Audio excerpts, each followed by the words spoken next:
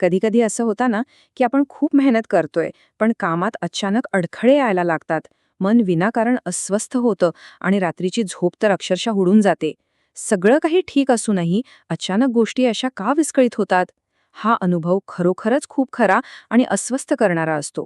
आजच्या या विशेष भागात आपण ह्याच गूढ वाटणाऱ्या अनुभवामागील कारणं आणि त्यावर स्रोतांमध्ये सुचवले गेलेले उपाय अगदी सोप्या भाषेत समजून घेणार आहोत. चला तर मग सुरू करूया. तर आजचा आपला प्रवास या 6 टप्प्यांमधून जाणार आहे. आधी आपण पाहूया ऊर्जा आणि दृष्टी यांचा खेळ, मग नकारात्मक ऊर्जेची 7 लक्षणं, त्यानंतर ध्वनिशास्त्र आणि संरक्षण कवच, दृष्ट काढण्याच्या योग्य पद्धती, दुप्पट शक्ती आणि त्याचे परिणाम, आणि शेवटी एक खास 7 दिवसांचं संरक्षण चॅलेंज.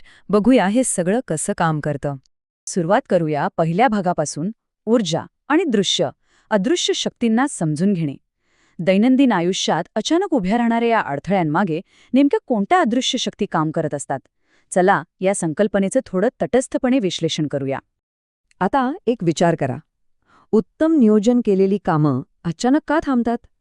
हा प्रश्न कधी ना कधी पडतोच, बरोबर? आपण सगळं परफेक्ट प्लॅन केलेलं असतं, पण अचानक प्रगती थांबल्यासारखी वाटते आणि समोर फक्त एक डेड एंड दिसतो. यामागे ऊर्जेचा ब्लॉक कसा कारणीभूत असू शकतो आणि थांबलेल्या प्रगतीचा याच्याशी नेमका काय संबंध आहे, हे आता आपण उलगडणार आहोत. इथे खूपच रंजक गोष्ट समोर येते. स्रोतांमध्ये पारंपरिक आणि वैज्ञानिक दृष्टिकोनाची अतिशय चपखळ सांगड घातलेली पाहायला मिळते. एका बाजूला आहे आपली पारंपरिक दृष्टी किंवा नजर लागणे ही संकल्पना, आणि दुसऱ्या बाजूला आहे इलेक्ट्रोमॅग्नेटिक फील्ड, म्हणजेच सजीवांच्या भोवती असणारं ऑरा किंवा प्रभामंडळ विस्कळीत होणं. हे स्पष्ट करतं की नजर लागणं ही केवळ अंधश्रद्धा नसून त्यामागे एक ठोस मानसशास्त्रीय आणि वैज्ञानिक बाजूही असू शकते. खरंच कमाल आहे ना? आणि हेच सायकोसोमॅटिक संशोधनातूनही समोर आलंय. होतं काय की जेव्हा एखादी व्यक्ती अत्यंत मत्सराने किंवा नकारात्मक भावनेने बघते, तेव्हा त्यांच्या मेंदूतून बाहेर पडणाऱ्या नकारात्मक लहरींचा दुसऱ्या व्यक्तीच्या आरोग्यावर आणि मानसिक स्थितीवर थेट परिणाम होऊ शकतो.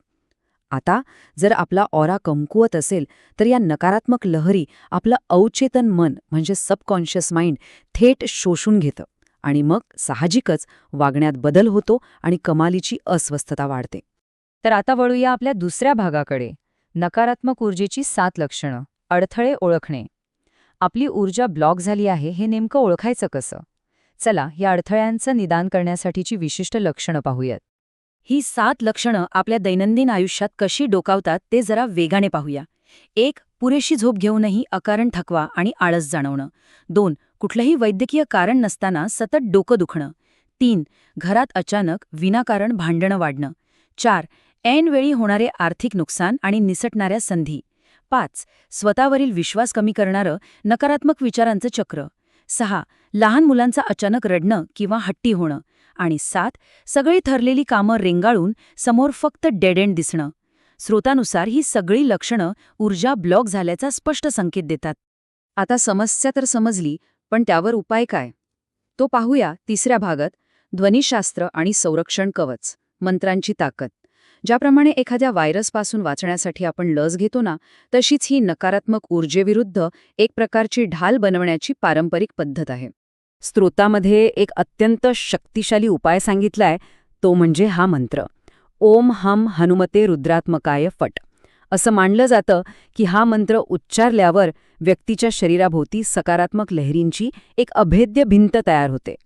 ही पॉझिटिव्ह व्हायब्रेशन वॉल बाहेरील कोणत्याही नकारात्मक ऊर्जेला आत पोचूच देत नाही. पण या मंत्राचं साऊंड सायन्स किंवा ध्वनिशास्त्र समजून घेणं खरोखरच रंजक आहे बरं का. यातील हम हे बीजाक्षर शरीरातील ऊर्जेला जागृत करण्याचं काम करतं. हनुमते हे शब्द प्राणशक्ती आणि संरक्षणाचं प्रतीक आहेत. आणि शेवटी फट हा शब्द बाह्य नकारात्मक ऊर्जेच्या लहरींना अक्षरशः कापून टाकण्याचं अचूक काम करतो. म्हणजे प्रत्येक शब्दाचा एक अतिशय विशिष्ट असा हेतू इथे स्पष्ट केला आहे. पुढे जाऊया चौथ्या भागाकडे, दृष्ट काढण्याच्या योग्य पद्धती, कृती करण्यायोग्य उपाय. केवळ शब्दांपुरतं आणि मंत्रांपुरतं मर्यादित न राहता प्रत्यक्ष फिजिकल लेव्हलवर काय करता येईल यासाठी काही अत्यंत व्यावहारिक उपाय दिले आहेत. इथे सुचवलेल्या 3 पायऱ्या अतिशय साध्या पण तितक्याच प्रभावी आहेत. पहिली पायरी, रोज रात्री झोपण्यापूर्वी कोमट पाण्यात थोडं खडे मीठ टाकून त्यात 5 मिनिटं पाय बुडवून बसणं. कारण मीठ हे नकारात्मक ऊर्जेला शोषून घेणारं ॲब्झॉर्बिंग एजंट म्हणून काम करतं.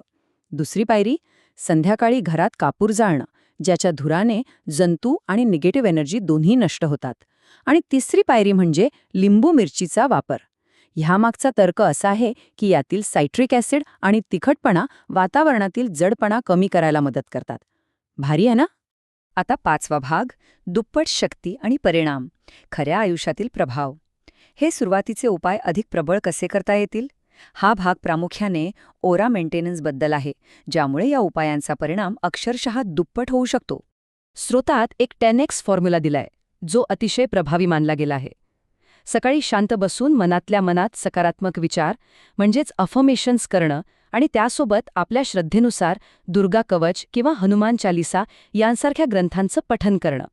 या विश्लेषणात सांगितलंय की असं केल्याने व्यक्तीचा ऑरा इतका घट्ट आणि मजबूत होतो की कोणतीही नकारात्मक दृष्टी त्याला साधा स्पर्शही करू शकत नाही. आणि हे एका खऱ्या आयुष्यातील उदाहरणातून एकदम स्पष्ट होतं.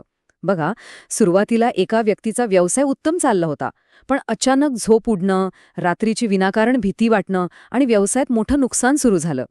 त्यानंतर ऊर्जेची तपासणी करण्यात आली आणि मीठ पाण्याचा उपाय व हनुमान चालिसा पठणाची सुरुवात झाली. आणि आश्चर्य म्हणजे केवळ 15 दिवसानंतर मन पूर्णपणे शांत झालं आणि व्यवसाय पुन्हा पूर्वपदावर आला. हे उपाय किती वेगाने परिणाम साधू शकतात याचं हे एक उत्तम उदाहरण आहे. आणि आता शेवटचा पण सर्वात महत्त्वाचा टप्पा, 7 दिवसांचे संरक्षण चॅलेंज, कृती करण्याची वेळ. या सर्व सखोल माहितीनंतर आता वेळ आहे ती प्रत्यक्ष कृती करण्याची. नकारात्मकतेच्या सावटातून बाहेर पडण्यासाठी स्रोताने एक प्रत्यक्ष आव्हान दिलं आहे. हे 7 दिवसांचं संरक्षण चॅलेंज अगदी साधं आणि स्पष्ट आहे. सलग 7 दिवस सकाळी ठरलेल्या मंत्रांचा जप करायचा आणि रात्री झोपण्यापूर्वी मिठाच्या पाण्यात पाय बुडवून बसायचं. मानसिक शांतता पुन्हा प्रस्थापित करण्यासाठी आणि स्वतःची सकारात्मक ऊर्जा परत मिळवण्यासाठी हा एक सातत्यपूर्ण मार्ग इथे सुचवला आहे. ह्या संपूर्ण प्रक्रियेचा मुख्य गाभा एका अत्यंत शक्तिशाली विचारात दडलेला आहे. मी पूर्णपणे सुरक्षित आहे. माझ्या भोवती ईश्वराचे संरक्षण कवच आहे आणि कोणतीही नकारात्मक शक्ती माझं नुकसान करू शकत नाही. अशी सकारात्मक मानसिकता बाळगल्यास बाह्य नकारात्मकतेविरुद्ध एक मजबूत मानसिक ढाल तयार होते. हा विचार आपल्या आत खोलवर रुजवणं हे अत्यंत गरजेचं आहे. आपण या संपूर्ण माहितीच्या अगदी शेवटी आलो आहोत आणि इथे एक सखोल विचार करायला लावणारा प्रश्न उभा राहतो.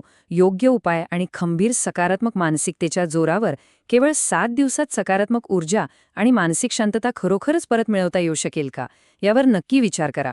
आजचा हा माहितीपूर्ण प्रवास आपण इथेच थांबूया.